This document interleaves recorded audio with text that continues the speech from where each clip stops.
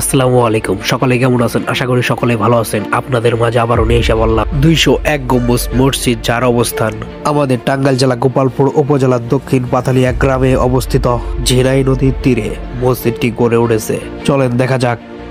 মসজিদের ছাদে 201 গম্বুজ, যার মধ্যে রয়েছে একটি বড় গম্বুজ, যার চারিপাশে রয়েছে 200টি ছোট গম্বুজ।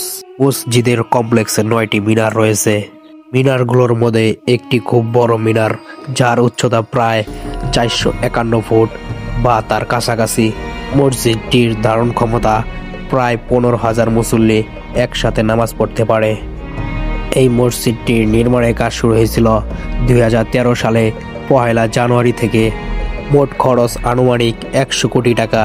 একটি নির্মাণ পূর্বে রয়েছে কিছু প্রতিবেদনে বলেছেন কাজ পুরোপুরি শেষ হয়নি।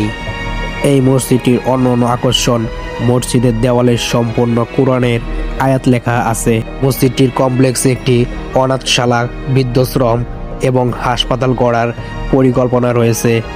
প্রধান দরজার ব্যবহৃত রয়েছে প্রায় 50 মণ পিতল। মসজিদটির জনপ্রিয়তা, ঈদ বা বিশেষ সময় এখানে দর্শনার্থীদের বেশ ভিড় হয়। স্থানীয় ও জাতীয় প্রবীণ উৎসগুলো এটিকে বিশ্ব রেকর্ডে দ্বিতীয় স্থানে দেখছেন এই মসজিদটিকে।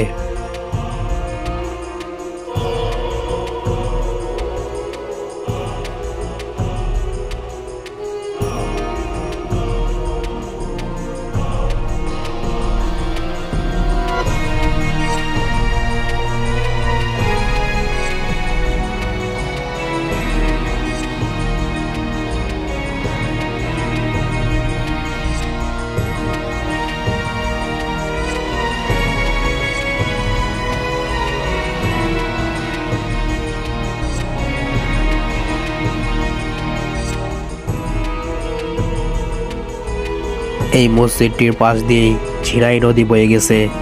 এই ঝিনাই নদীর কারণেই এই মসজিদটির সৌন্দর্য আরও বেড়ে গেছে, যার কারণেই এই মসজিদটিতে অনেক মানুষ নৌকার মাধ্যমে ভ্রমণ করতে পারে।